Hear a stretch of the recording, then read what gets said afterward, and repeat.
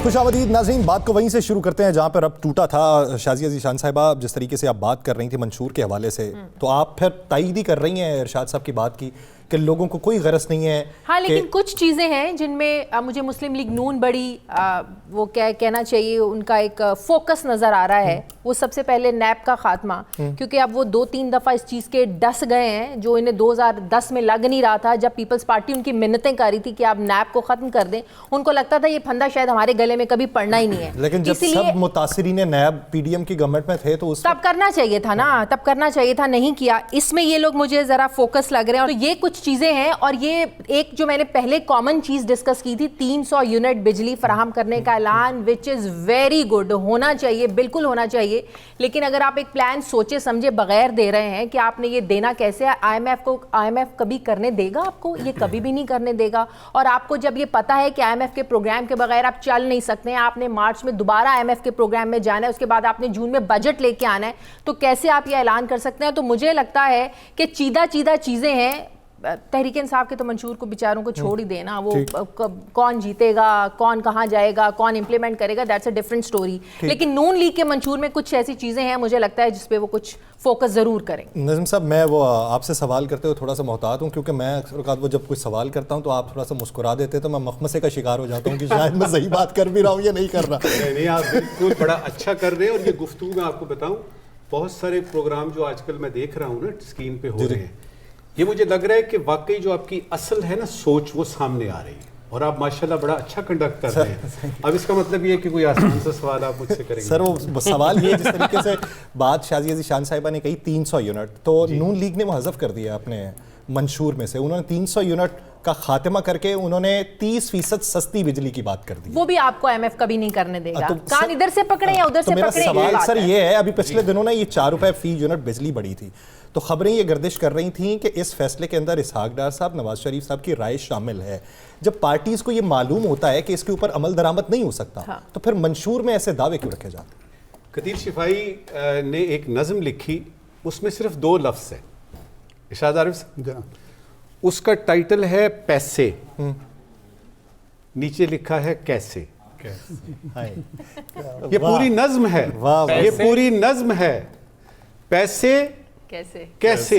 मैं हैरान होता हूँ ये देख के कि जी ये बिजली का ये कर देंगे, फलाना हो जाएगा, दूध की नहरें बह गई। ओ भाई, कैसे करेंगे? सबसे पहली बात।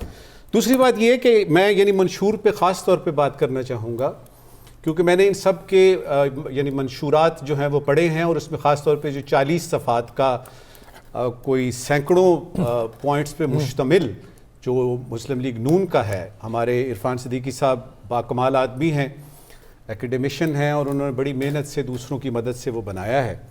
उसकी सिर्फ एक बात का यानी आप सबकी तवज्जो दिलाऊंगा उसमें, और फिर हम देखते हैं कि जब हम मंशूर बनाते हैं तो वो उसमें कौन सी ऐसी चीज़ें, मिसाल के तौर पे मंशूर में लिखा हुआ है कि टैक्स टू GDP रेशो जो है वो हम 8 से 12% कर देंगे, और ये है 5 साल में। 5 साल में इरशाद आरिफ साहब 8 से 12% कर देंगे। ये 3 दिन पहले मैंने जो 2030 की विजन पढ़ी, जो कि हमारी निगरान हुकूमत ने और SIFC ने बनाई है, उसमें वो कह रहे हैं कि FBR की इस्लाहात अगर हम कर लेते हैं जो आइंदा आने वाली हुकूमत, तो 8 से 15% हो जाएगा। अब इससे आप अंदाज़ा लगाइए कि एक बड़ी सियासी पार्टी आपको बता रही है कि 5 साल में वो 12% पे लेके आएगी, और एक निगरान हुकूमत। हकीकत पसंदाना अप्रोच भी तो कह सकते हैं। नहीं, ये हकीकत पसंदाना क्या है यार, ये यानी FBR की जो है वो यानी वो जो इस्लाहात हैं उसमें ठीक है, हमारे कस्टम्स के और इनकम टैक्स के दोस्त बड़े परेशान हैं, क्योंकि वो जो ऊपर से मनोसलवा आता था ना, कह रहा हूं ना कि वो इस्लाहात ना हो वो नहीं होगा पे जा सके। लेकिन इस वक्त जो इस पैनल में बात हो रही है, देखिए अवाम की बात करें। सही, अब वक्त आ गया है कि आपको अवाम के मसाइल का सिर्फ तकरीरों से नहीं, वाकयातन आपको असल में ख्याल रखना पड़ेगा, वरना अवाम बड़ी तपी हुई है, इधर तक आ गई है ना। और जब पानी में आप इधर तक आ जाते हैं ना, या किसी चूहे को आप लगा देते हैं दीवार के साथ, तो वो बिल्ली पे झपटता है। ये पक्की बात है। अच्छा, तो इसका मतलब ये है कि जो भी पॉलिटिकल पार्टी या जो भी कोलिशन, मखलूत, कौमी कोई भी हुकूमत आई, उसने अवाम के मसाइल को देखना है। एक नौजवानों की बात यहाँ पे हुई है जो मैं बड़े अरसे से सुन रहा हूँ, उसके बारे में یعنی بات کرنا چاہوں گا. ہاں منشور پہ میری اس وقت کی آخری بات کہ یہ منشور جو ہیں یہ تھوڑی دیر بعد لوگوں کو بھول جائے گا, اور وہی لوگ جو کہ منشور دے رہے ہیں ان سے کوئی پوچھنے والا نہیں ہے. دنیا میں کوئی عدالت نہیں ہے جہاں پہ آپ جا کے کہہ سکتے ہیں, لہٰذا جس کے منہ میں جو آ رہا ہے وہ کہہ رہا ہے. لیکن جتنی باتیں بھی وہ کر رہے ہیں, مجھ سے پوچھیں, میں صرف 3 پوائنٹس کا منشور دوں گا. میرا سیاست سے کوئی تعلق نہیں ہے, لیکن اگر کوئی سیاسی جماعت عوام کو سامنے رکھے تو یہ 3 باتیں میں بتا رہا ہوں آپ کو. نمبر 1, میرے منشور میں سب سے پہلا پوائنٹ یہ ہوگا کہ میں اپنی عوام کو سکھ کا سانس لینے دوں گا. ٹھیک, سکھ کا سانس لینے دوں گا, ان کا سانس رکا ہوا ہے. دوسری بات, پارلیمنٹ کے جتنے اجلاس ہوں گے پورے کا پورا کورم ہوگا, پورے کا پورا کورم ہوگا. اور اس کے ساتھ ہی کہ یہ جو آپ کی پروٹوکول ہوتی ہے نا, یہ جو روٹیں لگا لیتے ہیں آپ, روٹ لگا لیتے ہیں اور میری مصیبت پڑ جاتی ہے ہمیں پہنچنے کی, یہ اس کے ساتھ ہے. وی آئی پی پروٹوکول. جی ٹھیک بات, کم از کم یہ کرنے والی باتیں. تیسری بات کہ میں حکومت کروں گا چاہے 3 سال یا 5 سال, دیانتداری سے کروں گا. یہ 3 پوائنٹس ہیں منشور کے, اور میں آپ کو بتاؤں ان تینوں پوائنٹس میں سے اگر ایک بھی پورا کر لیا تو آپ کی حکومت کامیاب ہوگی. اور یہ جو کنویسنگ کرتے ہیں نا ریاست, مجھے سمجھ نہیں آتی. وہ پولیٹیکل پارٹی یا وہ لیڈر جس پہ عوام کا اعتماد ہوتا ہے, وہ پولیٹیکل لیڈر جس پہ عوام کا اعتماد ہوتا ہے, اس کو بتانے کی ضرورت نہیں ہے کہ میں نے اتنے پل بنائے, میں نے اتنے دھماکے کیے, میں نے فلانا کیا. اب بھئی اپنی جیب سے لگائے آپ نے, پتہ نہیں اس کو کیوں پیش کرتے ہیں ہم لوگ کہ آپ نے. میں آپ کو یہاں پہ ایک چھوٹا سا کوئکلی واقعہ سناؤں گا قائد اعظم رحمۃ اللہ علیہ کا. پاکستان بن جاتا ہے, ایک کھمبا ہے, یہ جو آپ ابھی کھمبوں کی بات کر رہے تھے نا, ایک کھمبا بریک میں, جی بریک میں بات کر رہے ہیں. نہیں میں وہ کروں گا بات, لیکن آپ کر دوں بات. اچھا نہیں, معاف کیا یاسر, سر کر دے, نہیں معاف کیا. اچھا سنیں, کھمبا لگا ہوا ہے, اس کے ساتھ ایک بابا جی میرے جیسے بزرگ سینئر سٹیزن ٹرانسسٹر ایسے کر کے نا, تو انہوں نے وہ سن رہے ہیں. تو ایک بندہ آیا, شاہد جیسا پڑھا لکھا نا, اس کے پاس .com قسم کا, اس کے پاس آیا, کہتا ہے بابا جی آپ کو تو انگریزی نہیں آتی, تو یہ آپ قائد اعظم کی تقریر سن رہے ہیں اتنا کان لگا کے, جو کہہ رہے ہیں صحیح کہہ رہے. تو اس نے کہا کہ یہ میرا قائد ہے, یہ جو کہہ رہا ہے ٹھیک کہہ رہا ہے. یہ وہ اعتماد ہوتا ہے, یہ اعتماد ہوتا ہے. اچھا جب یہ اعتماد آ جائے نا یاسر, پھر آپ کو نہ کنویسنگ کی ضرورت پڑتی ہے, نہ ہی پورے کے پورے وہ جو فرنٹ پیج پہ آپ کو بتانا پڑتا ہے کہ میں کون ہوں اور میں کیا ہوں. کال تو آج کل بھی چل رہی ہے, وہ نہیں سن رہے آپ؟ کون سی کوئی چل رہی ہے کال, چل رہی ہے. اچھا نوجوانوں کی بات مس کر لی ہے, نوجوانوں کی بات جو ہے یاسر نے مس کر لی, بعد میں میاں صاحب کو فون کرتا رہا. والی بات آپ کی کبھی بھی نہیں بتاؤں گا, آف دی ایئر بھی نہیں بتاؤں گا. نوجوانوں کی بات ایک کر کے پھر آپ آگے چلیے. دیکھیے ہم لوگ یہ جو کہتے ہیں نا کہ ہماری یوتھ ہے, یہ 20-22 ملین ووٹرز ہیں, فلانے ہیں, ان پہ ہمارا پورا مستقبل کا انحصار ہے. یار پہلے کبھی یہ بھی تو میں سوچ لوں کہ میں نے ان نوجوانوں کو دیا کیا ہے. سب سے پہلا سوال, میں نے ان کو دیا کیا ہے جو میں ان سے ایکسپیکٹ کر رہا ہوں. کم از کم رسپیکٹ دی ہے میں نے ان کو, میں نے ان کو کہا ہے کہ آپ کی میں عزت کرتا ہوں نمبر 1, اور آپ کے خیالات ہیں ان کی میں توقیر, ان کی عزت, ان کی جو حرمت ہے وہ میرے پاس ہے. نمبر 2 یہ کہ میں اگر بزرگ ہوں, میں بول سکتا ہوں, کر سکتا ہوں, تو میں ابھی سے ہی کیوں دستبردار ہو رہا ہوں. ایسا ہی شاہد عارف صاحب, میں ابھی سے ہی کیوں دستبردار ہو رہا ہوں کہ بھئی نوجوانوں تم کرو. جب ہمارے بزرگوں نے ہمیں دیا تھا نا پاکستان یاسر میاں, تو انہوں نے بنا کے دیا تھا, آپ نے صرف سنبھالنا تھا. وہی یہ بھی بات ہو رہی تھی نا سکوت ڈھاکہ وغیرہ کی. ابن انشا نے بہت دور تھے اس وقت, وہ بیمار تھے, ملک سے باہر تھے, انہوں نے وہاں سے خط لکھا, ایک ملک تمہیں دے کے گئے تھے, تم سے وہ بھی نہ سنبھالا گیا. ایسا ہی. تو اصل بات یہ ہے کہ آپ نوجوانوں کی جب بات کرتے ہو یاسر, تو نوجوانوں کو یہ دیکھو کہ ان کو ہم نے کیا دیا اور اس وقت بھی کیا دے سکتے ہیں. اس کے بعد شاید والی بات ہے کہ وہ آپ کی امیدوں پہ پورے اتریں گے کہ نہیں اتریں گے.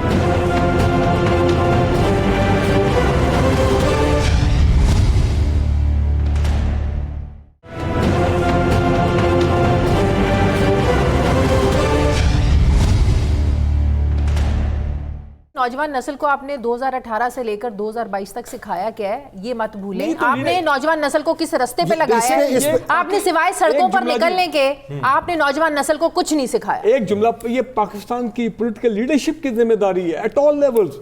उन्होंने नई जनरेशन को ग्रूम करना है, उनको ट्रेन करना है, और वो जो हमारे फाउंडिंग फादर्स, हमारे जिन्होंने पाकिस्तान बनाया, बानी पाकिस्तान, उनका जो विजन था उसमें उनको दोबारा लेके आए भाई, शाहिद साहब करें उस लाइन। अच्छा, एक मैं बात कर, देखें ये जो बात होती है ना, नौजवानों पर सबसे बड़ा इल्ज़ाम लगता है बदतमीज़ हैं, बात करने की तमीज़ नहीं है, ऊंचा बोलते हैं। ओ भाई, अगर वो ऊंचा नहीं बोलेगा तो वो नौजवान तो नहीं होगा। ये तो मैं बूढ़ा हूँ जो एहतियात से बोलता हूँ।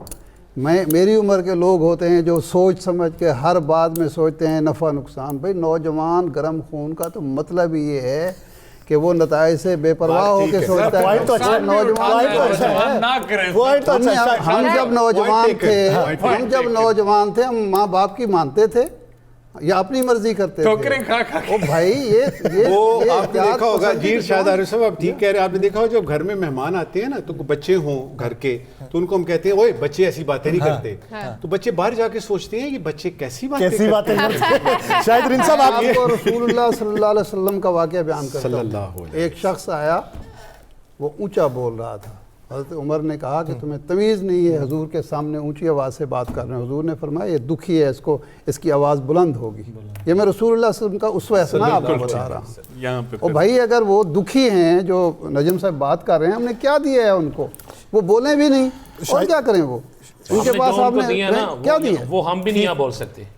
ठीक है, शाहिद रिन साहब, आप क्या समझते हैं जिस तरीके से बात होती है कि ग्रैब किया गया ये नौजवान नस्ल को और उसे बद तहजीब बना दिया गया, तो अगर तहजीब आपके पास मौजूद थी तो दूसरी पार्टी सिखा सकती थी, वो उन्होंने कदम आगे बढ़ाया, आप समझते हैं? नहीं, उन्होंने बिल्कुल नौजवान पे फोकस नहीं किया, उनको अब जाके नौजवान याद आया। ये इससे बहुत सूरत हाल थोड़ी सी इमोशनल हो गई थी पहली ब्रेक में। नजम साहब मुझसे सीनियर भी हैं, काबिल एहतराम भी हैं। मैंने वज़ीर आज़म की बात मजाक में कर दी थी, नजम साहब मुझे सेकंड फेज में जो है ना बड़े सीरियस नजर आए। मैंने तो समझना शुरू कर दिया। मैं क्या वो गलतफहमी पहले दूर कर दूं। दूसरा पॉइंट सर, ये काबिलियत की बात हो रही थी। 8 फरवरी के इंतखाबात के बाद इस मुल्क का सबसे बड़ा चैलेंज है इकॉनमी। आपकी किसी सियासी जमात के पास कोई इकोनॉमिस्ट है? मंशूर में टेक्नोक्रेट्स होता है हमारे पास। टेक्नोक्रेट्स में भी मतलब जो इकोनॉमी को जानता हो। और कुछ दिन का किसी ने बहुत अच्छी बात कही, PMLN के पास जो 2 अच्छे अगर इकोनॉमिस्ट थे, वो दोनों इस वक्त साइड लाइन है, शाहिद खाकान अब्बासी, मिफ्ता इस्माइल। हेल्थ का कोई एक्सपर्ट किसी भी सियासी जमात के पास, अगर Pakistan Peoples Party for the sake of argument government form कर लेती है, कादिर पटेल हेल्थ मिनिस्टर होगी। मतलब 8 फरवरी तो गुजर जाएगा, हम आज 8 फरवरी की बात कर रहे हैं। और दूसरी बात काबिलियत की हो रही थी। देखें, मुल्कों को बनाया, अगर हम मलेशिया की मिसाल लेते हैं, महातीर मोहम्मद, अगर हम तुर्की की मिसालें देते हैं, उर्दगान, अगर हम ईरान की तमाम सैंक्शंस के बावजूद मिसालें देते हैं, खुमैनी। बहुत अच्छा जुमला नजमुस साकिब साहब ने और थोड़ा सा इरशाद साहब ने कहीं पे जिक्र किया था, हमारा अलमिया ये है कि हमें एक कायदे-ए-आज़म मिला, उसके बाद कोई नहीं मिला। आज दिन तक आपके पास लीडर कौन है? 8 फरवरी को मिलेगा ना। देखें, ये एक गलत सी बात है। हमारे पास आज तक लीडर नहीं है जो कौम बना सके। किसी सियासी जमात के मंशूर में कौम बनाने की बात है? दिखाई तो नहीं देती। राना साहब क्या समझते हैं? ये बात करना जुर्म है सर, लेकिन कौम सर जुर्म मैं खुदा ना खास्ता उस तरह बात नहीं कर रहा। दूसरी बात ये सर, एदाद शुमार पे बहुत एक हाइप हमने क्रिएट किया, यूथ निकलेगा, यूथ टर्न अराउंड कर देगा, डिजिटल फलाना फलाना। सर, वोटिंग मैनुअली होनी है। एक कागज़ की पर्ची पे वो शुमार नंबर और पता नहीं क्या क्या जो लिख के दिए जाते हैं। आखिरी बार मैं 10-12 साल पहले इसका हिस्सा था, उसके बाद मैंने वोट कास्ट होते हुए भी नहीं देखा, किसी के लिए काम भी नहीं किया, कास्ट भी नहीं किया पिछले 15 साल से जब से जर्नलिज्म। इस दफा हम करेंगे, इस दफा पोस्टल बैलेट में मैं और आप भिजवा सकते हैं। लाहौर से आने से पहले हम सब वोट कास्ट करके आएंगे और हम दिखाएंगे ठीक है, हमने वोट कास्ट। चलें, दैट्स गुड। दूसरा पॉइंट ये है कि जो मैं बात कर रहा था, बात रह गई 2018 के अदाद शुमार मेरे सामने। 51.99% आपका वोटिंग टर्नआउट है।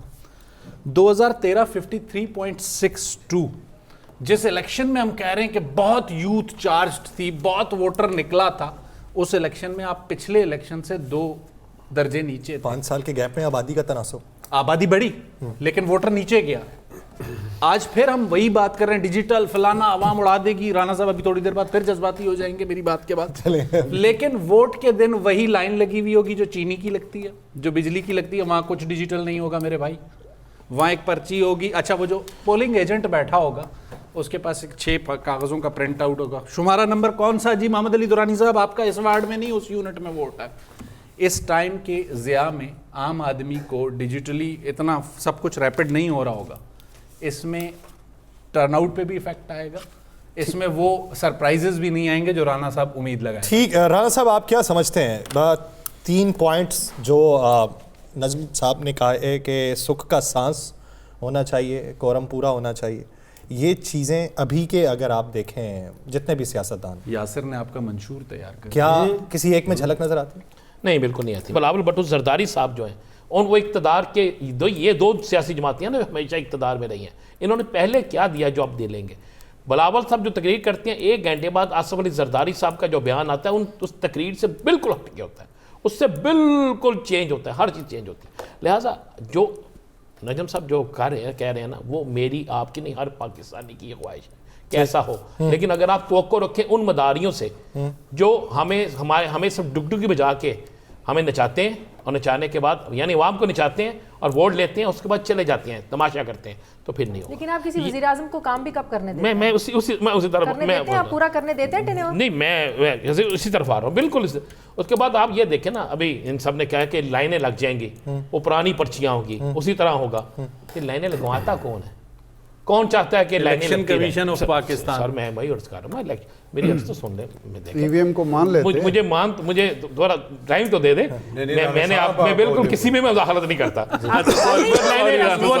लाइनें लगवाता कौन है? कौन चाहता है कि इस ज्यादा वोट कास्ट ना हो? कौन चाहता है कि यूथ अपने वोट का इजहार ना करे? कौन चाहता है कि मैं अपनी मर्जी से लेकर आऊं? कोई जो भी चाहता है, हमें सोचना होगा, उसको भी सोचना होगा सबसे पहले इस पाकिस्तान के लिए, पाकिस्तान से आगे कोई नहीं। बाकी आपने बात की 8 फरवरी गुजर जाएगी इंशाल्लाह ताला, हैरफियत से गुजर जाएगी, ये हमारी दुआ है।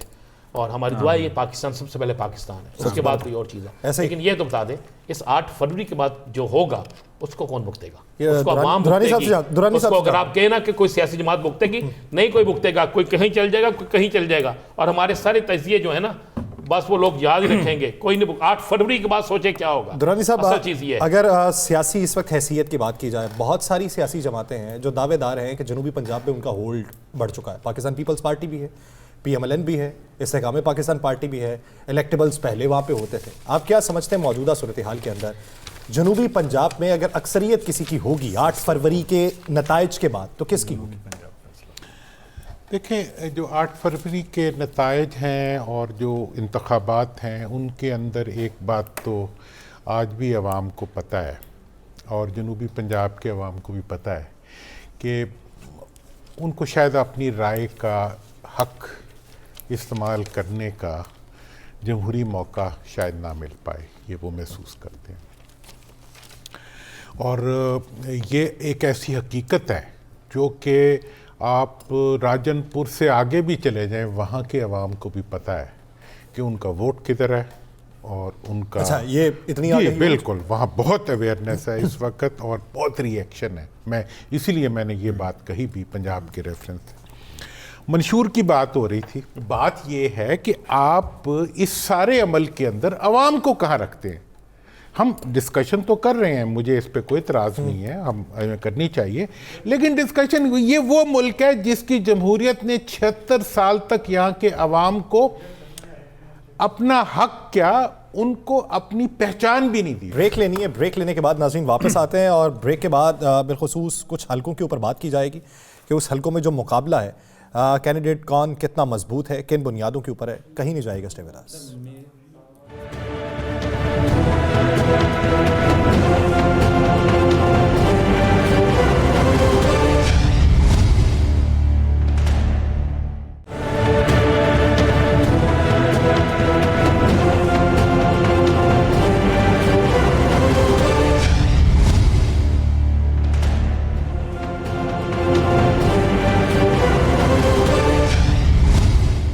بریک کے بعد خوش آمدید ناظرین. بریک سے پہلے جس طریقے سے تذکرہ ہوا تھا کہ بریک کے بعد واپس آئیں گے تو حلقوں کے اوپر بات چیت کی جائے گی کہ کون سا حلقہ کتنا اہم ہے, اس کے ڈائنامکس کیا ہیں, وہاں پہ مقبولیت کس کی ہے, وہاں پہ اس وقت ووٹ کس کا زیادہ ہے. تو اس پہ بریگیڈیئر صاحب کی سجیشن یہ تھی کہ مدر آف آل کانسٹیٹوئنسیز میں سے نکالیے کہ کون سی ماں ہے تمام حلقوں کی. تو ہم نے این 130 کا ادھر انتخاب کیا, لیکن اس سے پہلے انہوں نے نجم الحسن صاحب نے کہا کہ وہ جو گزشتہ راؤنڈ کے اندر بات چل رہی تھی اس کے اوپر کامنٹ کرنا چاہتے ہیں. سر آپ نے 3 فکرے, جی جی 3 فکرے. پہلا فکرہ کہ یہاں پہ بات ہوئی کہ یہ ریفرینڈم ہو رہا ہے, میری رائے ہے کہ یہ الیکشن ہو رہا ہے. دوسرا فکرہ لیڈر کی بات ہوئی, لیڈر ہمارے ہاں پیدا ہوئے لیکن مصیبت یہ رہی کہ ان کو آگے بڑھنے نہیں دیا گیا. تو کہیں پہ ہم نے تھوڑا سا دیکھنا ہے کہ ہر خرابی پاکستان میں ڈھونڈی نہ جائے, جو ریالٹیز ہیں ان کو فیس کیا. ایک بات میں چھوٹی سی 2 لفظ میں کہنا چاہوں گا کہ موروثیت جو ہے اس کی اجازت دنیا کی کسی بھی جمہوریت میں نہیں ہے. یہ جو پیدا ہونے سے پہلے لیڈر بنا دیے جاتے ہیں یہ کون سی جمہوریت میں ہوتا ہے؟ ول کے ذریعے کہاں لیڈر بنتے ہیں, کون سی جمہوریت میں ہوتا ہے؟ پیدا ہونے والے بچے کب سے لیڈر بنتے ہیں؟ اگر کوئی بچہ اس قابل ہے کہ وہ باغ دوڑ سنبھال سکے تو اس کا یہ قصور ہے کہ وہ کسی کا بیٹا ہے یا بیٹی ہے؟ پیدا ہونے سے پہلے کیسے بن جائے گا؟ آپ کے بھائی, آپ کی بیٹی, آپ کے بیٹے کے علاوہ کوئی نہیں ہوتا جو وزیر اعلیٰ بن سکے یا وزیر اعظم بن سکے. جمہوریت چھوڑ دیں پھر تو ہم چلتے ہیں سعودی عرب چلے. بالکل قصور نہیں ہے. میاں نواز شریف صاحب کے بیٹے کو ہی حق حاصل ہے, بیٹی کو حق حاصل ہے, زرداری صاحب کو سب. لیکن جو دورانی صاحب بات کریں کہ وہ پروسیس کے ذریعے ہیں, یہ نہیں کہ آپ پہلے دن 100 ارب کا ان کو پروگرام دے دیں, سرکاری خرچے پر 100 ارب روپیہ ان کے حوالے کر دیں اور انہیں کہیں کہ جی اس کے ذریعے آپ لیڈر بن جائیں.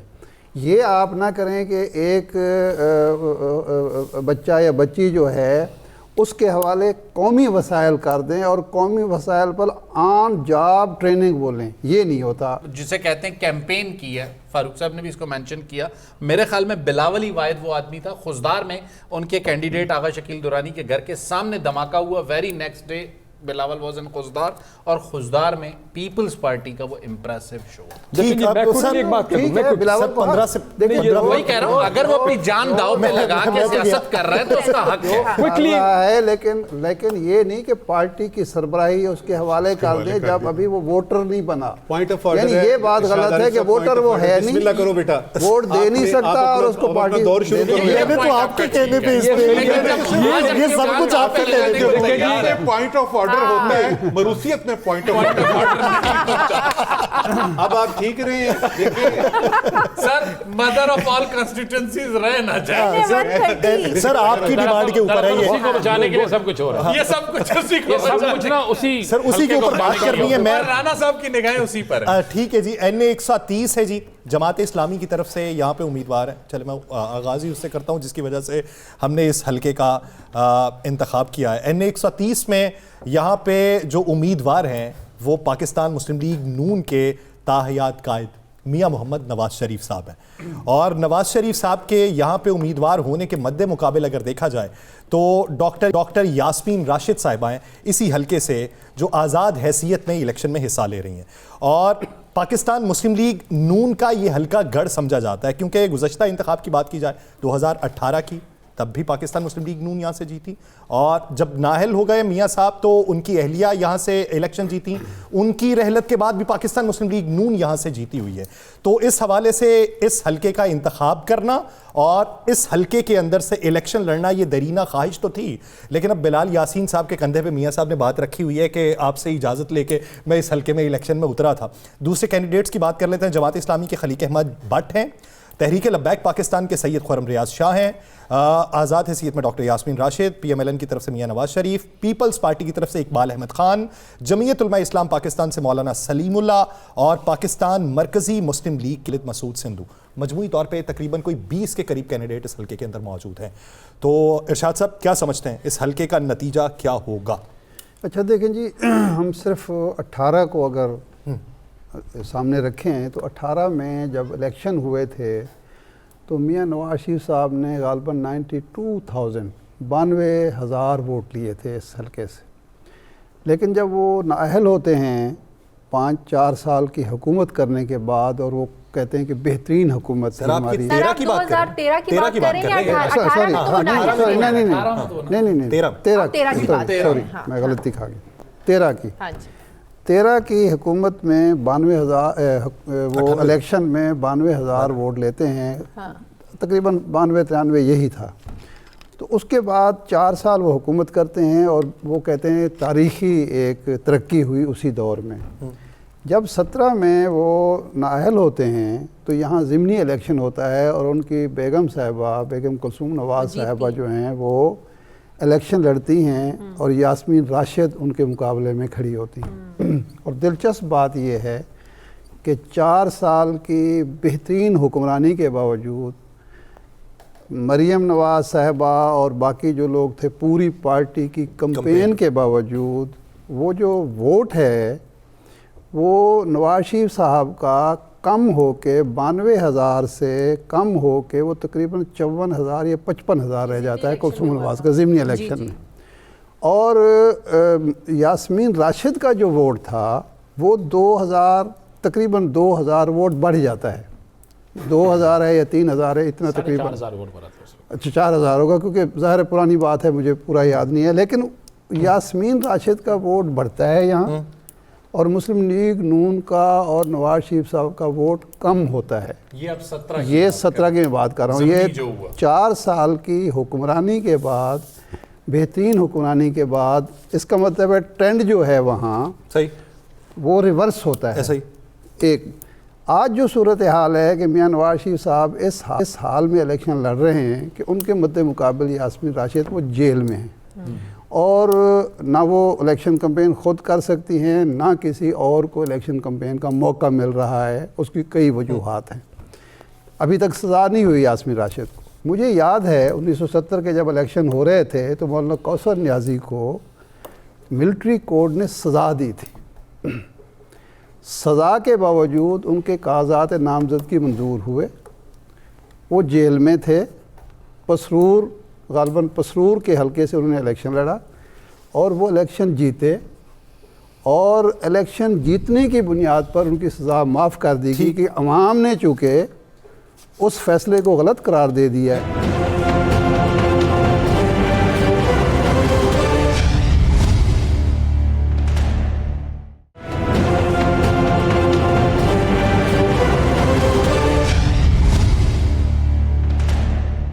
जो इस वक्त मुकाबला हो रहा है, अगर तो एक फेयर एंड फ्री मुकाबला होता तो फिर तो कुछ रिज़ल्ट और होते।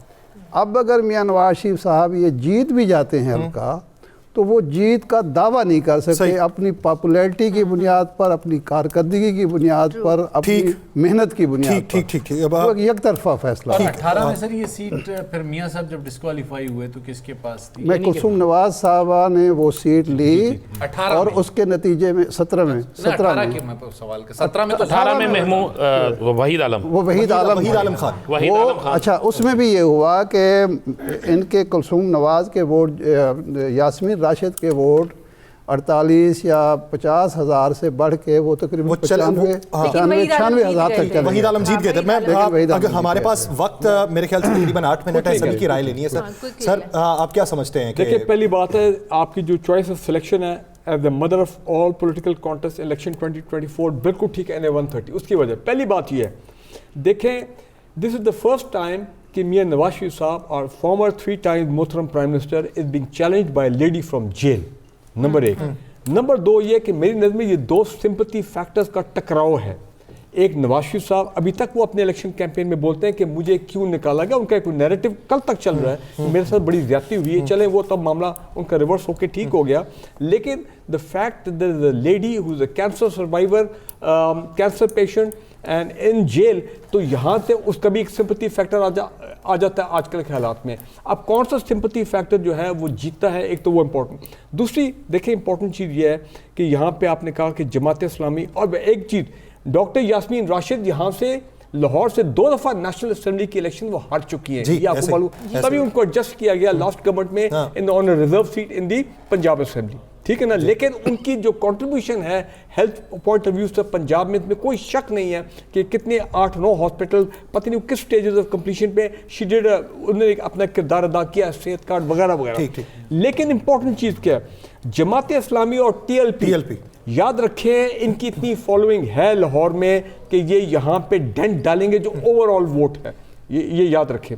اور جماعت اسلامی کے بارے میں یہ کوئکلی یہ بات کہہ دوں, میں سمجھتا ہوں پاکستان کی is the most organised political party, ان کے جو کیڈرز ہیں پروفیشنل تمام چیزیں, لیکن مسئلہ کیا ہے, جلسے کرتے ہیں تو بڑی زبردست جلسے ہوتے ہیں, لیکن ان کے جو پاپولیرٹی ہے وہ ووٹ میں ٹرانسلیٹ نہیں ہوتے, ایسا ہی اور تو لہذا اور ٹی ایل پی بھی اس پر آ رہی ہے, بڑے زور و شور سے آ رہی ہے, وہ تھوڑا بہت they will do well, لیکن مقابلہ will be between Yasmin Rashid صاحبہ اور لیکن ایک میں لاسٹ بات کہہ دوں, اگر میں میاں نواز شریف صاحب کی جگہ میں ہوتا اور میرا مقابلہ ایک خاتون کے ساتھ ہوتا اس دن جے, میں آج آپ کو کہہ رہا ہوں, میں کہہ دیتا کہ نہیں میں منصیرہ سے جیت جاؤں گا میرٹ کے اوپر, یہاں بات بنتی ہے. منصیرہ والے کہتے ہیں لاہور سے جیتیں گے. مسلم لیگ کون سی ہے؟ اب آپ میرے خیال ہے 30 سیکنڈ والا سر میں آپ کو بتاتا ہوں, بولتے میرا خیال ہے کہ ٹرن آؤٹ زیادہ اگر ہوگا, طریقے 50% بھی اگر آپ کا ٹرن آؤٹ ہو جاتا ہے تو سمجھے پی ٹی آئی کا ووٹر باہر نکل آیا ہے تو آپ کے ریزلٹس بدل سکتے ہیں. اور انہوں نے سمپتھی ووٹ کی بات کی, اگر سمپتھی ووٹر نے اس چیز کو مد نظر رکھ کے ووٹ دینا ہے تو میرے خیال میں ووٹر جو ہے وہ ڈاکٹر یاسمین راشد کو ووٹ دے گا. اور دوسری بات, اگر نواز شریف صاحب وہاں سے جیت جاتے ہیں تو وہ دوڑ کے تو نہیں جیتیں گے, وہ تو کھڑے کھڑے جیت جائیں گے. جیتنے کا مزہ تو دوڑ کے ہے نا, آپ کے سامنے کوئی کھیلنے والا کھلاڑی نہیں ہے, تو میرے خیال میں یہ جیت نہیں ہوگی. نجم صاحب میں ایک بات اس میں کہہ دوں کہ گزشتہ کی نسبت 2018 کی نسبت ٹی ایل پی کا ووٹر بہت بڑا ہے یہاں پہ. آپ کو عمومی تاثر میں یہ سروے میں پتہ چل جاتا ہے, وہ ڈینٹ کسے ڈالے گا. دیکھیے سب سے پہلے تو ڈاکٹر یاسمین راشد کی بات ہو رہی ہے, مجھے جیل سے کوئی ایسی آواز نہیں آئی جس میں یہ کہا گیا ہو کہ ان کو آپ کیجئے, سپورٹ کیجئے. دوسری بات یہ ہے, یہ ایسے بائی دا وے, کیا ہمیں پتہ ہے ڈاکٹر یاسمین راشد صاحبہ کا نشان کیا ہے؟ اب آپ دیکھیں گے, دیکھیں ادھر دیکھیں, میری طرف دیکھیں. نہیں یہاں بھی نہیں ہے, فکر نہ کریں. ایک منٹ رکیں. میری سکرین پہ تو جو مجھے نظر آ رہا ہے نا, میں نے تو وہ غور سے دیکھا. اس کا مطلب کنفیوژن پھیلانے والے کامیاب ہو گئے ہیں. یہ یاد رکھیے گا کہ یہ جو انڈیپینڈنٹس ہیں, کسی کے پاس بینگن ہے, کوئی کرسی ہے, کوئی سیڑھی ہے, کوئی جوتا ہے, تو یہ کڑماس جو مچا ہے نا, اس کی وجہ سے میں یہ کہوں گا کہ میاں نواز شریف صاحب کو اگر آپ کسی نے مقابلہ دیا تو وہ ٹی ایل پی اور جماعت اسلامی والے یعنی کاٹیں گے ووٹ, ورنہ ان کا ہے. اور ان کا نشان جو ہے وہ بڑا ضروری ہے پی ٹی آئی کو, وہ جو آپ کے ہیں نا ووٹر, کہ ان کو پتا ہو کہ ہم نے ٹھپا کدھر لگانا ہے. رین صاحب آپ نشان کے بارے میں کیا رائے رکھتے ہیں؟ آئی تھنک نشان کے بارے میں نجم ثاقب صاحب نے بہت اچھا نقطہ اٹھایا, اور دوسری بات یہ ہے کہ ڈاکٹر یاسمین راشد کے ووٹر پرائز کون کر رہا ہے ان کی غیر موجودگی میں, دوسرا پوائنٹ. تیسرا پوائنٹ یہ ہے کہ اگر اس حلقے سے میاں محمد نواز شریف صاحب, جیسے کہ ارشاد صاحب نے کچھ چیزیں رکھی یا انہوں نے کچھ باتیں کی, ایک ماحول بنا ہوا ہے, اگر وہ یہ سیٹ نہیں جیتتے مدر آف آل کانسٹیٹوئنسیز, تو میرا خیال ہے وہ چوتھی بار وزارت عظمیٰ پہ بہت سے سوالات لگ جائیں گے. ٹھیک ہے رانا صاحب, وہ والی بات, مانسیرہ والے کہتے ہیں یہاں سے جیتیں گے, یہاں والے کہتے ہیں مانسیرہ سے جیتیں گے. میں نا شازیہ کی بات سے 100% پہلی بات تو اتفاق کرتا ہوں کہ میاں صاحب کو الیکشن لڑنا نہیں چاہیے تھا. میں نے کہا دوسری بات ہے, یہ صوبائی جب میاں صاحب پہلے الیکشن لڑتے تھے 2 صوبائی حلقے ہوتے تھے اس کے نیچے, اس دفعہ اس کے نیچے 5 صوبائی حلقے ہیں, اور یہ حلقے چینج ہو گئے ہیں, بہت سی علاقے چینج ہو گئے ہیں. تیسری چیز ذہن میں رکھیے گا کہ میاں صاحب جب الیکشن جیتتے تھے یا مسلم لیگ نون الیکشن جیتتی تھی, جو وہ حلقے ہوتے تھے اس میں اور اس میں بڑا فرق آنا شروع ہو گیا. اور تیسری چیز, وہاں پہ سب سے زیادہ ووٹ ہوتا تھا افغانیوں کا, جو بند کے پار ہوتا تھا. ان میں سے بہت سے لوگ جو ہے وہ جا چکے ہیں. وہ ووٹ کس کا تھا وہ آپ کو پتا, مجھے پتا ہے, وہ ووٹ میاں صاحب کو پڑتا تھا, ہمیشہ سے پڑتا تھا. یہ بند روڈ کا علاقہ ہے, اس میں 2 حلقے ہوتے ہیں, ایک ہے سڑک کے اس طرف, ایک حلقہ ہے سڑک کے بالکل اس طرف. کہا جاتا ہے کہ دونوں طرف کی سیاست بھی مختلف ہے. بالکل. اب یہاں پر 3 لوگ, میں آپ کو بتا دوں, یہاں پہ پہلے 2 مقابلہ ڈاکٹر صاحبہ اور میاں صاحب پہ مقابلہ ہوگا, اور ووٹ نکل ہے 50 ٹرن آؤٹ نکل گیا تو انشاءاللہ میاں صاحب نکل ہی گئے. اور اگر نکل ہی گئے, مجھے لاسٹ کمنٹ لینا ہے رانا صاحب. دوسری بات, تیسرے نمبر پہ یہاں پہ اگر کوئی جماعت آئے گی تو ٹی ایل پی ہوگی. ٹی ایل پی ہے, اور اس کے علاوہ اچھا یاسر, یہ غیر معمولی الیکشن ہے اور تمام لیڈرز کو ماں سوائے بلاول غیر معمولی خوف ہے ہارنے کا. مولانا صاحب ڈی آئی خان سے پشین گئے، Yes. میاں صاحب لاہور سے مانسہرہ گئے، بلاول NA 127 میں اسے پتا ہے کہ اس نے ہارنا ہے، وہ پھر آخری منٹ ہے درانی صاحب جناب، اس پر آئے۔ لاہور جو ہے یہ پاکستان کا وہ شہر ہے جو پاکستان کی سیاست کو ڈیفائن کرتا ہے۔ ہاں، تخت لاہور کی جنگ بلاول صاحب کہتے ہیں۔ 70 کے بعد بھٹو صاحب نے لاہور کو سویپ کیا تھا، اسی طرح میاں صاحب نے بھی 88 سے سویپ کرنا شروع کیا۔ لیکن میں یہ اب آپ کو بتا دوں کہ لاہور اب جس طرح پیپلز پارٹی کے ہاتھ سے نکلا تھا، اب وہ میاں صاحب کے ہاتھ سے بھی نکل تو پھر آپ بھٹو کے نواسے کو واپس دے رہے ہیں؟ نہیں، کس کے ہاتھ میں جائے گا؟ میں اس طرف آ رہا ہوں آرام سے۔ اچھا اب جو ہے اس وقت ڈیوریشن 1.5 منٹ رہے گی۔ سر آخری منٹ اس میں میں یہ آپ کو بتا دوں کہ یہ اب نون کے ہاتھ سے بھی نکل گیا ہے، اب یہ ہے جیل میں، ٹھیک ہے نا جی، اب جیل میں تو ہے، اب جیل سے نکلے گا تو میاں صاحب کو بہت نقصان ہوگا، اگر جیل میں رہے گا تو پھر لاہور کو بہت نقصان ہوگا۔ آئندہ کی جو سچویشن ہے، ٹھیک ہے نا، اگر آئندہ کی جو سچویشن ہے اس میں آپ کو بتا دوں کہ لاہور کو نہ چھیڑو۔ ٹھیک، لاہور کو اگر چھیڑا تھا بھٹو صاحب نے تو 4 اپریل کے بعد لاہور نے کیا کیا تھا وہ بھی آپ کو چلو سر، وہ وقت ختم ہو گیا، وقت ختم ہو گیا سر، وقت ختم ہو گیا کیونکہ مجھے کلوزنگ یاد رکھیں، روڈ ٹو اسلام آباد از وائر لاہور نو۔ ٹھیک، روڈ ٹو اسلام آباد ٹرانسمیشن کا وقت ختم ہوا ہے۔ اس امید کے ساتھ کہ مقام اسفل سے نیچے جو تیر کی ہے اس میں امید کی کرن آپ کا ووٹ ہے، وہی آپ کو بہتری کی سمت میں لے جا سکتا ہے اور منظرنامہ روشن دکھا سکتا ہے۔ ہمیں دیجیے اجازت، میں بہت سا خیال رکھیے گا، اللہ نگہبان۔